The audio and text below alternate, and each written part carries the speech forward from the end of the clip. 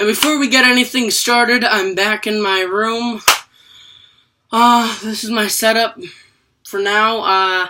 Yeah, hope you guys like it. I'm pretty sure if you're new to the channel, well, this is the original setup for PAX. So, yeah. First of all, I would like to say I am very sorry for not uploading, To the Moon yesterday. I will be, recording that and uploading it today, or tonight. So, yeah, I gotta do a lot of things. But anyways, this is gonna be a very short chapter, PAX chapter 19, I suppose. I suppose I could say that I'm correct. Which I hope I'm correct. So, yeah, comes chapter 19. Bristle had started out after PAX, but his long bounds had outpaced hers, and he had run hard all through the night, all through the morning. He had almost not sensed her presence for hours when he reached the river in front of the mill in the afternoon. He slipped silently into a stand of green reeds, downstream for where Gray's body rested. He dipped his head to drink. When his thirst was slaked, he pushed the reeds aside. The field was empty. The vehicles were gone. There was no sign of the humans, but their scents were fresh and even sharper than before. They were nearby. They were anxious. PAX climbed upstream and crossed the river at the Narrows, then hurried along the treed ridge to observe the sight from above. New gouges raked across the hillside behind the mill ruins, like a sulk of foxes taking to its dens. The soldiers had retreated to their trenches, a few still digging, others working on equipment, still others talking together over charts. The vehicles rested behind the walls also. PAX retraced his steps back along the ridge, back across the river, back downstream. Again, he slipped into the reeds, and looking up from there, he saw no humans, this time either. The dark electric scent hung heavy in the air. The wind died, bearing smoke from the west. He'd smelt it twice on his way, but now it was thicker, more dangerous, closer. PAX could not wait until the safety of night. He dived into the water and swam with only his sleek head above its surface, climbed the bank, and shook the water from his fur. Keeping low, he headed for the closest cover, a scrub oak skirted with new suckers at its base, just a few full bounds away. From there, he sighted the advantage he needed. Midway down from the mill walls, where the field began to flatten out, a purple granite slab shouldered out of the ground. A bundle of wires trailed over this outcrop before dropping back into the grass. PAX crept out. His paws sensed a threat from the ground. More boxes were buried near the bank. The field crossed with more wires. Leaping clear of the wires, he skimmed the grasses so swiftly that they barely parted. At the base of the slab, he flattened himself and perked his ears uphill. By the steady rhythms of their voices and tools, he knew that the soldiers had not moved from the trenches. The breeze was still downhill. It would alert him if they approached. He pulled a wire out and began to gnaw at it. Before he chewed through the seething of furry teeth attacked behind him. He hit the rock hard. The wind knocked out of him. He rolled to his feet and saw Bristle leap over him to the crest of the slab. From that height, she held the advantage. The crows say Warsic humans are nearing. This exploding earth, these death wires, leave this for them to find. PAX was larger than Bristle, but he was no match for her determination. Every time he attempted to reclaim his position at the wire, her snapping jaws held him away.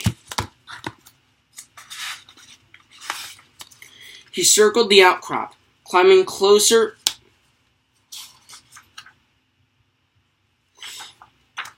climbing closer to the mill than he liked, to come at her from above.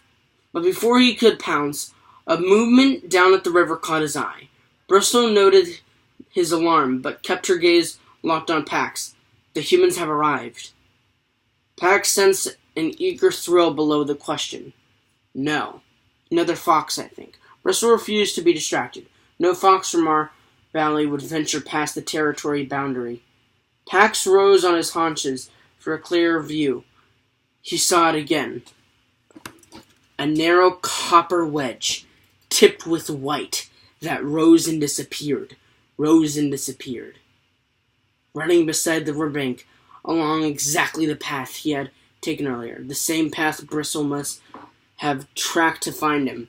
At the reeds, another red flash. Small fox splashed into the water, and Pax recognized him. He shrieked a warning. Bristle turned to look then. Runt struggled out of the water beside the scrub oak. Instantly, Bristle sprang up, seeming to double in size. In a single leap, she cleared the ledge and then flew down the slope. No! Back! Home! Back! She flashed through the grasses. The panic in her voice only seemed to spur Runt on. He rose again to get her position and then looped in joyful bounds toward her. Pax pounced on the wire, but he was too late. Just as he stripped off his seething, a dark odor of lightning blew through the earth. A jolt of current shattered one of his black teeth. It seared his bottom lip, scorched his throat, and sizzles down his spine. And then a swath of lower field exploded into the sky. Pax was knocked off the edge, and when he hit solid ground again, tangled in uprooted shrubbery, the broken world went silent. Oh, no. Don't tell me Runt died. No. Or Bristle. Who died? His skull rang in the silence, and he watched shock still as the storm of hot dirt and rocks and branches and weeds rained down upon him and then wasted itself to a veil of grit.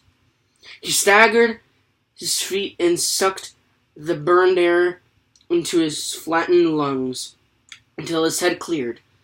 Then he rose on his haunches to sniff for Runt and Bristle. He tried for them in all directions, but his nose was useless. The fine scenting nerves numbed by ashen soot. He barked for them, but the ringing in his ears was still the only sound he heard. Pax worked his way out of the pile of brush and shook off the debris. Soldiers streamed down the hill across the smoking patch of field and then plunged into the river. When they had passed, he followed. Each movement sent aftershocks through his bones. Where he had last seen them, he called again for Runt and Bristle. There was no answer, but faintly at first, as if they were reaching his ears from a great distance away, he heard his own barks, and then the sound of the wind, and the snapping of seared weed stalks as he crashed through them, and the rough shouts of the war-sick men as they returned to the trenches. And from the trees, a murder of crows, cawing their displeasure at the ruined world. Pax could hear again. For an hour he paced the field, calling for the missing foxes. Dusk fell before he finally heard it. Bristle's weak answering yelp. He followed the call to the river's edge. There, the scrub oak was lying and splintered and smoking over the bank, its blackened branches in the water. Pax found Bristle tucked into the earthy ball of its roots. Her head was up and her eyes were alert, although her muzzle was matted with blood. Fur of her beautiful brush was burnt to a black crust. Pax nosed her face. The blood on her cheeks was not hers. No, don't tell me the little baby fox died. No! She dropped her head. Curled beneath her was the still body of Runt.